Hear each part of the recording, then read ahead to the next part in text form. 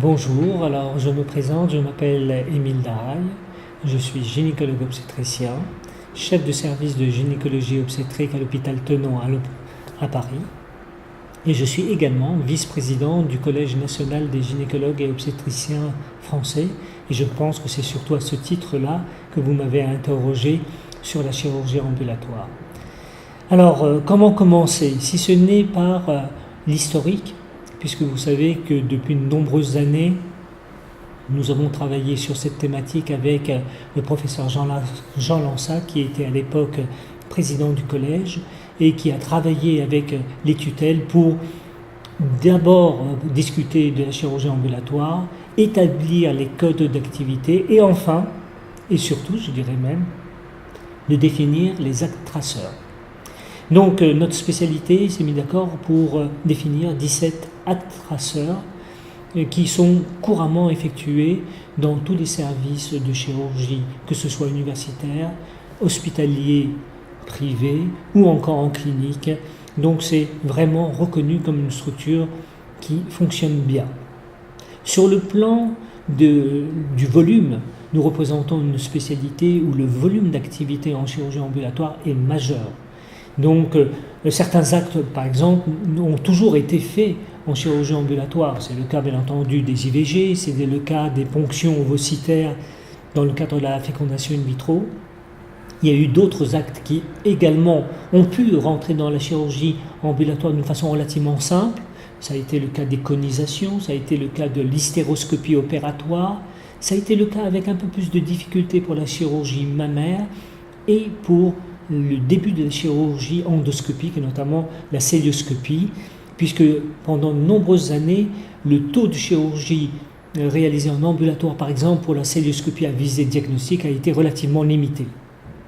Malgré ça, l'évolution est très favorable et même nous voyons une extension hors ces actes traceurs de l'activité de chirurgie ambulatoire. Alors parmi ceux-là, on voit bien entendu le cancer du sein, qui certainement est une nouveauté, avec une prise en charge en une seule journée, comme les critères ambulatoires, avec bien entendu des difficultés particulières. En l'occurrence, la nécessité d'organiser le ganglion sentinelle, le problème dans l'organisation du repérage des lésions tumorales avant chirurgie, ce qui est un élément assez particulier. Le deuxième champ d'investigation, à mon avis, qui s'est développé, c'est bien entendu la chirurgie ambulatoire pour des actes beaucoup plus importants, parmi lesquels l'hystérectomie, notamment l'hystérectomie vaginale, les cœlioscopies comportant des gestes relativement limités, que ce soit la chirurgie pour infertilité, ou encore pour des kystectomies ou des ovariectomies ou des annexectomies réalisées par voie cœlioscopique, dont on sait que la morbidité est relativement faible, la durée d'intervention est également faible, et souvent le terrain sur lequel on intervient également avec de faibles morbidités.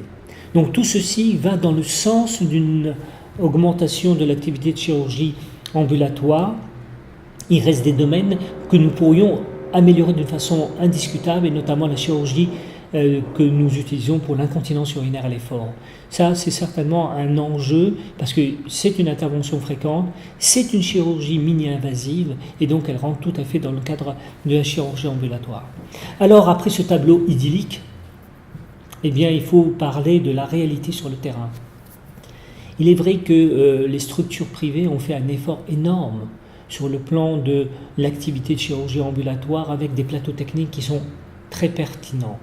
Les hôpitaux publics ont aussi fait un progrès non négligeable, mais il y a encore des freins, et des freins très importants au développement de cette chirurgie.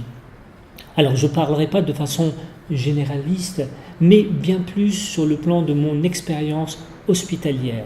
Qu'est-ce qu'on constate dans un service comme le nôtre où l'activité de chirurgie ambulatoire existe depuis de très nombreuses années? Eh bien, premièrement, le nombre très faible de vacations qui sont allouées à notre spécialité.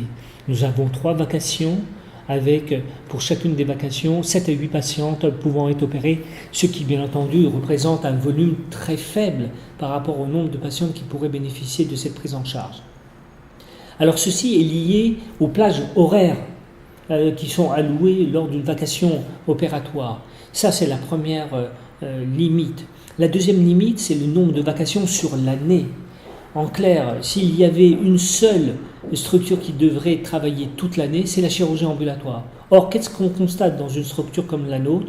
C'est que quasiment toutes les vacances scolaires, il n'y a plus de chirurgie ambulatoire, que pendant plus d'un mois, pendant les vacances d'été, il n'y a plus de chirurgie ambulatoire. Bref, un non-sens, alors même que ce devrait être la chirurgie qui devrait être privilégiée tout au long de l'année, eh bien ce n'est pas le cas.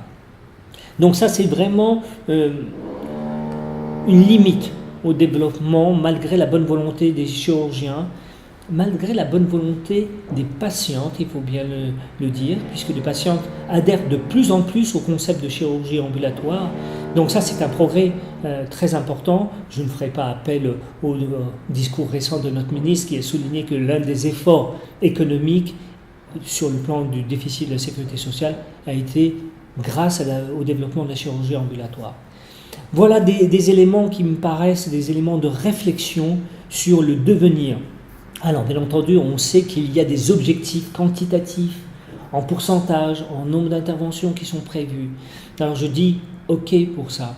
Encore faut-il que le reste aille de pair, c'est-à-dire la disponibilité des médecins, former les jeunes médecins, car c'est tout à fait différent de faire de la chirurgie ambulatoire quand vous êtes un senior aguerri à la chirurgie, ou encore en activité dans le privé, ou encore quand vous êtes dans une structure comme la nôtre, où nous formons des chirurgiens à la chirurgie ambulatoire.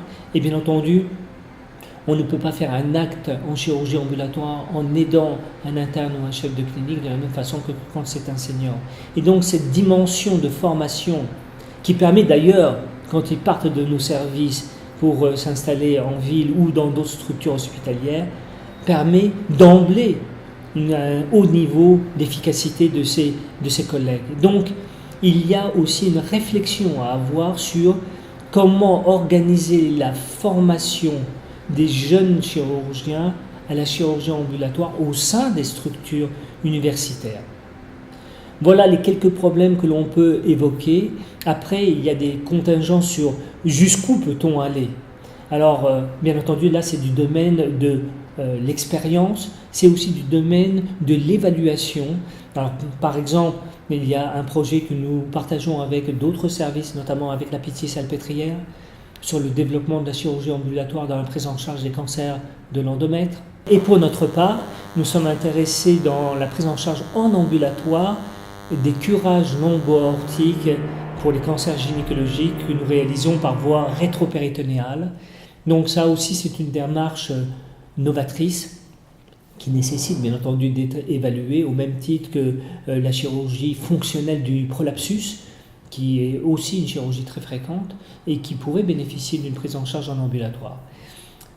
Alors, pour conclure, si vous me permettez, très favorable à la chirurgie ambulatoire, plus personne ne remet en cause le problème de la chirurgie ambulatoire. Le problème maintenant, c'est comment améliorer l'accessibilité, le suivi de nos patientes, comment augmenter les possibilités sur le plan hospitalier.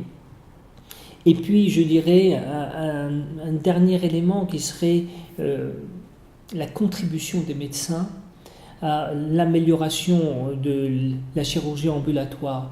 Donc voilà, c'est une réflexion de la cohérence entre des objectifs qui sont légitimes, je le dis, et la cohérence des moyens techniques et humains qui sont mis à la disposition de certains services. Voilà, merci pour votre attention.